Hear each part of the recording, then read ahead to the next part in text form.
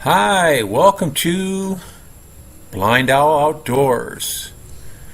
We hope you enjoy our channel, and if possible, could you please join our Patreon page? We really need your help.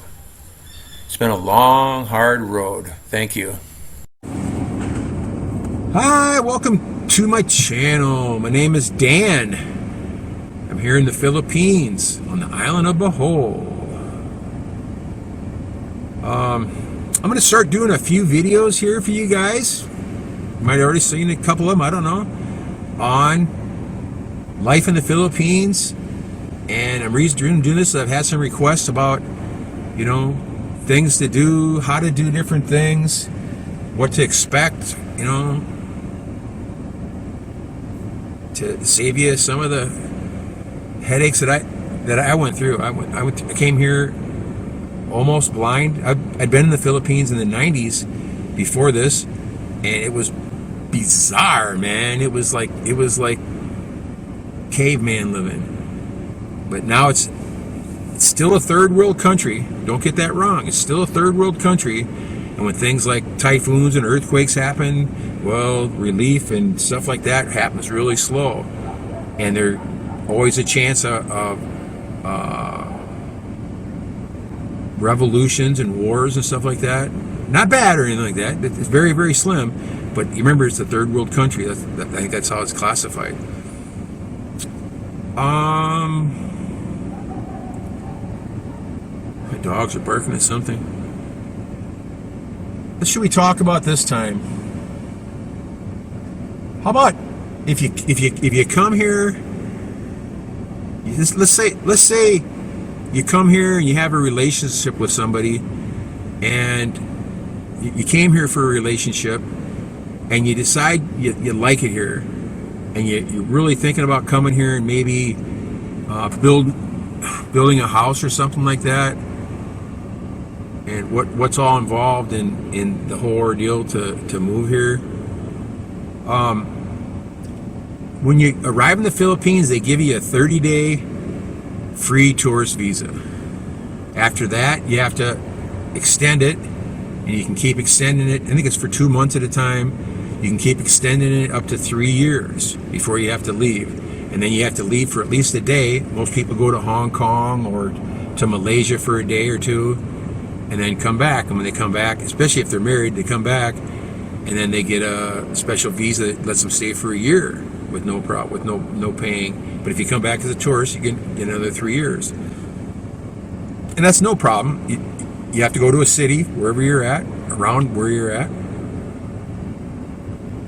and the immigration department's pretty friendly. If you come here to get married, and you get married, then you want to apply for a 13A visa, which makes you a permanent resident. And the first year you're on probation.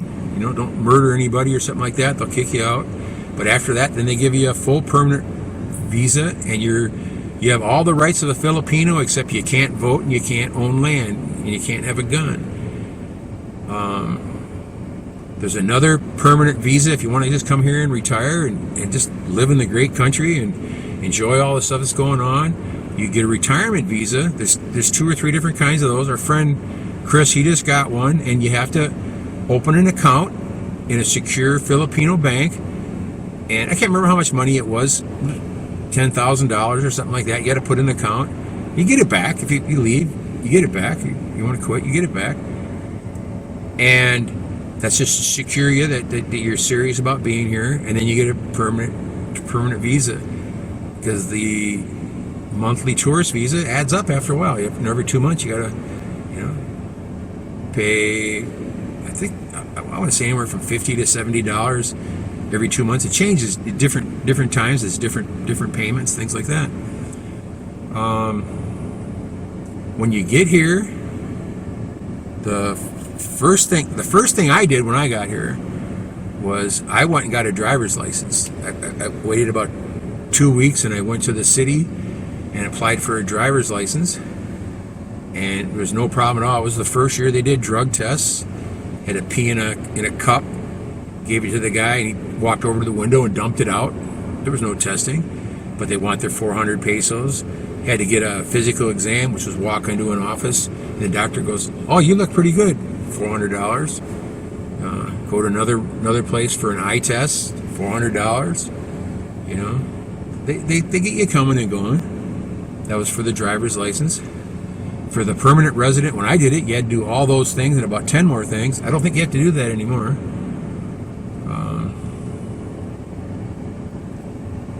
But it's pretty simple, and they're setting up for you, so you can, go through it and succeed, because they want you here. The more foreigners are here, the more money they're making. Where to stay? If you're married, more than likely you're going to build someplace on the family land, because every one of the kids gets a piece of land, so you probably put something on her spot.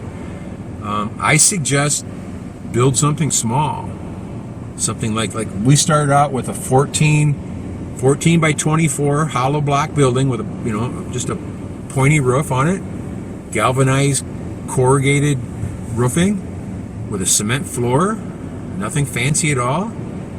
And then outside you have a kitchen. Outside you have a bathroom. Not an outhouse, but it's a bathroom with a cement floor with a hole with a toilet on it. There's no septic fields. There's no sewer system here whatsoever.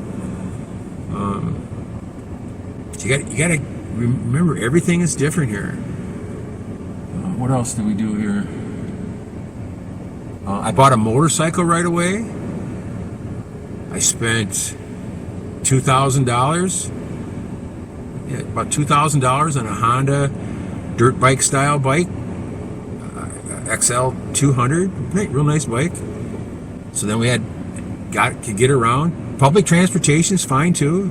In the city, there's taxis and tricycles and the jeepney type things. Out in the country, there's tricycles and we're on our island, there's vans and buses. So that transportation really isn't a problem. But I suggest a smaller type house. You can always add on to it if you want to, but you don't want to. Some of these guys I see here, they come here and they build about a $60,000 or $70,000 house, not pesos, dollar house, and I don't know who they're trying to impress. Probably themselves. And for a $60,000 house, you're getting a $500,000 house back home, which is nice. And it's all fixed up and stuff like that. And they go buy a fancy new car and a motorcycle and the whole ordeal. And what you're doing is you're putting a target on your back. And depending on where you're at, you could get kidnapped, you could get murdered, you could get robbed. Who knows? There's not much of that going on. But if you're throwing money around like crazy, you're asking for it. Just try to be real low key here, especially when you first get here. Be real low key. But you want nice stuff. Like, it took us a year or so, and we bought a Panasonic refrigerator, which was fantastic. It was the old time. You got it, not frost free. Bought a microwave. We dug a well, and for 2 years I carried water. Then I could afford, bought a pump, so we could pump water up to the house. Then eventually we got a tank. Little things like that. For cooking, we started out with firewood. We were in firewood for 12 years. I'd spend 1 week per month out in the woods gathering firewood, cutting it up, stacking it up every single month. Then we switched to charcoal because someone we knew started making charcoal. That was pretty nice, a lot less smoke. And then eventually, one of our viewers actually donated us a burner, propane burner, and the tank was so expensive, it was ridiculous. But once we finally got it all set up, that was pretty nice. But we were so poor that we'd run out of gas. We wouldn't have any money to fill the tank up. We had to take us a month or two to get enough money up to go refill it. So we'd be back to firewood again.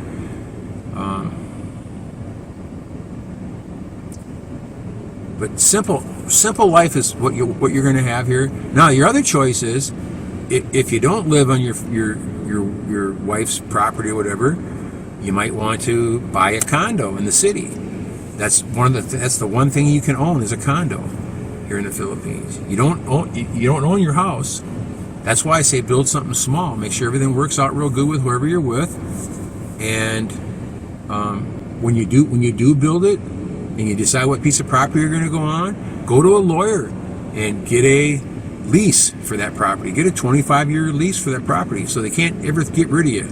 Because it used to be people build a house and the family say, "We don't like you anymore, get off," and you'd have to leave. They can't do that anymore. But always get a lease, things like that. You want to open a bank account when you get here.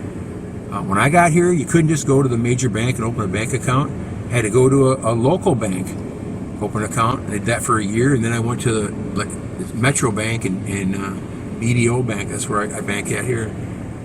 You got an account there, and then you get an ATM debit card, and you have dollar accounts if you want, whatever you want. And get them hooked up so you can transfer money from your accounts back home to your peso bank accounts. That way you can go to the machines and get pesos, ATM machines, for free. It might cost 25 cents or something like that. But if you use your foreign card, it's going to cost you $5 every time you take money out of the machine, and you can only take $200 out at a time. You can take $600 out, but you get 200 at a time, so they get you for $15. You know, it's a giant scam. They make billions of dollars doing that every year. But just little stuff like that. When you start doing business in a little town or the big town or whatever, find places that you like and go back to them all the time. Pick one hardware store, one pharmacy, one bakery, and get to know the people. Get them to know you, so they know what you want. And then the most helpful people in the world. If you go to all kinds of different places, you're gonna get so frustrated with the service and stuff in these different places. Another thing, you go to a store and you buy something and it's something you like, and you think you might need another one some other day. Buy two of them, because you'll never see that product again. Almost everything in the stores, at least where we're at, is all stuff the big stores bought in closeouts and stuff in different places all over the world. And when the stuff's gone, they're gone. You'll never see that item ever again. And I've had that happen to me so many times. I'm like, God, I should have bought a second one, you know.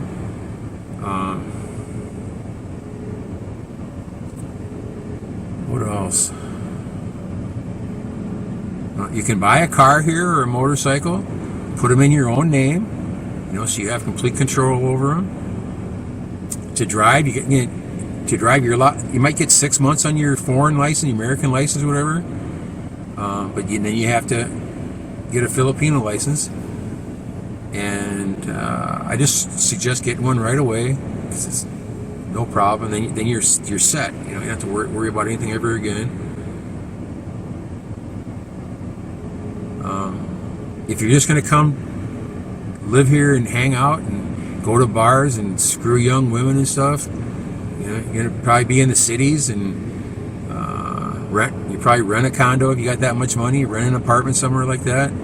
You know, be a fun place to be 40 years old, and, you know, spend a year here, go back for a year, do something, come back for a year. Be a pretty fun life. You know, this is way better than Thailand. You can get women and stuff here all you want. The cost is very low. They're very safe. You go to Thailand, you have a lot of lady boys and stuff where you don't know you're with some guy or something. You know, there's a lot of lady boys here too, but they're not like Thailand. They're just totally different. You know, Thailand's famous for that stuff. But it's a great place to come visit and have some fun. The secret is to come here for a month first and visit whoever you want to visit, get to know the place, and see if you like it. It's hotter than hell here, but everybody's friendly, and everybody speaks English. That's why you want to come here. Take care. Thanks for watching. Take care.